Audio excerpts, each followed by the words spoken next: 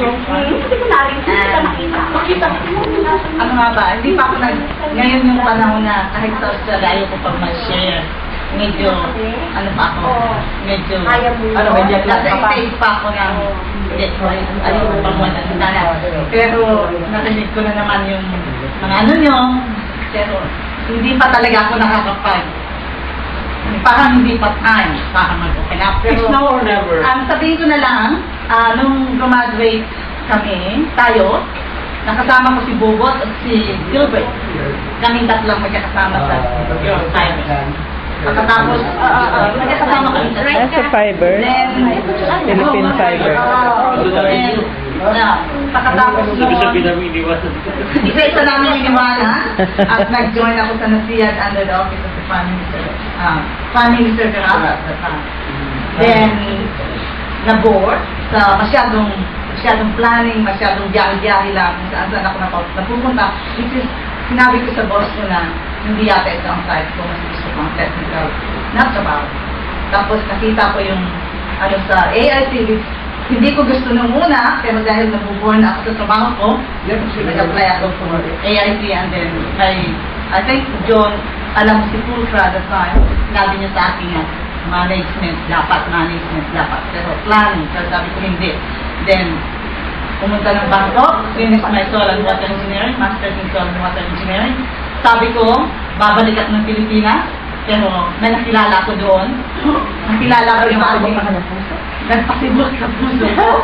Yes. And then, he's doing his PhD at that time. Ang time finishing the master's. Pero nauna akong pumunta ng Australia, naiwan siya sa Bangkok.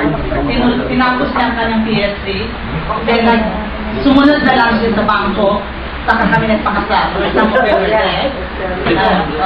I was there.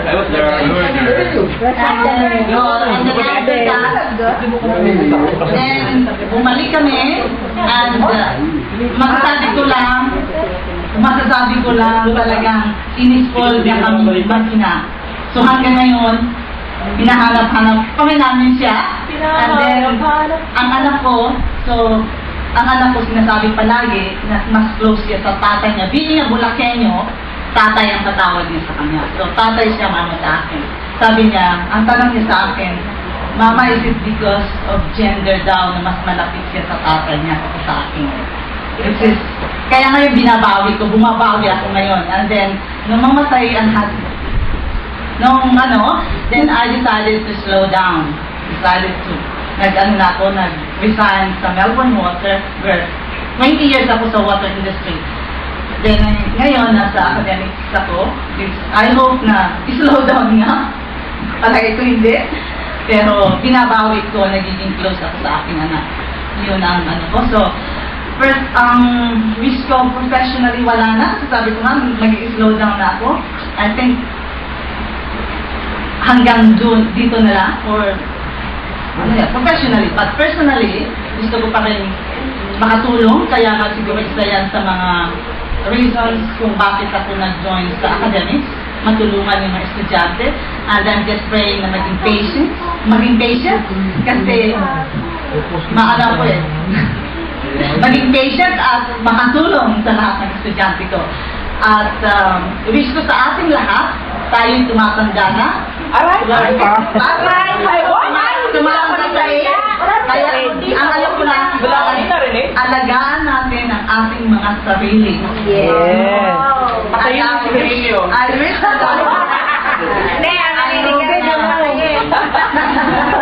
I wish na tayo na maging malulusog at magkita-kita pa rin tayo taon-taon. Taon-taon. Taon-taon. Uwi ka yearly? You mentioned that now in the academics, and I read one of your emails telling us if we can recommend our scholars. Yes. You're open to that? Would it be open for college students? Okay. Kasi good news ito, guys. Okay. maganda. You open the tab, sabi ko gano'n, kung may mga kakilala kayo or anak, ang sa Australia kasi hindi katulad ng American system that you have to do masters before you do PhD. Yeah. Sa Australia, you can do direct from bachelor's to PhD. Ngayon, nag-offer ang university namin ng scholarship. university mo? Melbourne University. Pero nag-offer kami ng university internationally. But your scholarship is not limited to some courses like, for example, yung ibang from American schools, mas required nila yung philosophy, No, engineering. yung sa amin, Oh. is kami, sa field ko, of course, it's engineering. Oh. Kasi kung mag-a-apply ka, ang topic, kasi for PhD, kailangan may topic ka.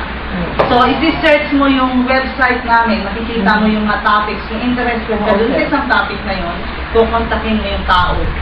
Siya ang magiging research advisor mo. I'm so happy that Shirley mentioned that. I taught in CMU, the City of Malabon University, college siya.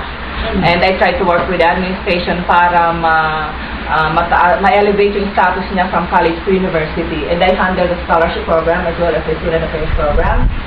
Naku mga kapatid, nakita ko doon, alam mo mga estudyante doon, anak ng magtatango, anak ng mag-iisda. They wake up as early as 1 o'clock in the morning and work until 6 o'clock and then practice at 8 o'clock. Pag pumunta sila sa klase, nagtutulog nila. You see? Yes. Literally, you see that. So doon ko nakita na, in fact, I always broach this idea to Chato and most of the guys that I'm with. I would always ask them, kailan tayo magbibigta? There are a lot of Filipinos talented and very intelligent and driven and as we were before. Naku mga kapatid, yung mga local government, ang local government natin talaga ang daing pera. Saan dinadala, hindi ibigay doon sa mga brains na magandang ideology. And I wish Shirley would be able to open tie-ups with universities, but please don't go. I just don't want to sound like nagpipreach ako ng ibang sa university, but I hope you would find time to discover the local university. And then study and scrutinize yung kanilang qualifications as well as yung kanilang admission. Na ano mo ako dyan, kasi alam mo, ang program na ang actually natin, kung nga Thursday, I will be going to Lasal. Yeah, pero naghahanap kasi ako dahil wala akong contact. Ngayon, sabi ko nga, nakita ko University of Batangas, may schedule pala sila. Pero sabi ko baka next year, Madam! nag-actually kinontact ko by email yung chair ng civil engineer sa University of Batangas, pero Uy, nandiyan ang mga teacher. Daring president president ng faculty association. kasi actually that's also good for me kasi kung may kung nagpupunta ako dito para pumunta sa university, libre na ako. Gusto ko Shirley, please be careful with yung records ng eskwelahan. Kasi sa karanasan ko, alam nyo, nakapag-ipon ako ng almost 235,000 pesos para sa scholarship. Tapos nakapagtayang ako sa Korea, sa China. Nag-send sila ng donation. But when I left the university, wala na sila sa pera. At ang nabibigyan ng scholarship ay those who can afford education, tertiary education. Ang naiwan yung talagang nangangailangan. But I cannot go back anymore kasi medyo political yung nature ng pag-alis ko sa eskwelahan. But napakasama ng isip ko talaga sa mga tao na sa posisyon. Kasi, alam mo, kagaya na, you are virtually the representations of the dreams before. Kayo yan tayo to eh. Pero tinan mo, look at us now. We are successful, di ba? Pero, nabigyan tayo ng chance noon. Sa ngayon, maraming opportunities. I know, there are a lot of countries na talagang willing mag-donate, right? Especially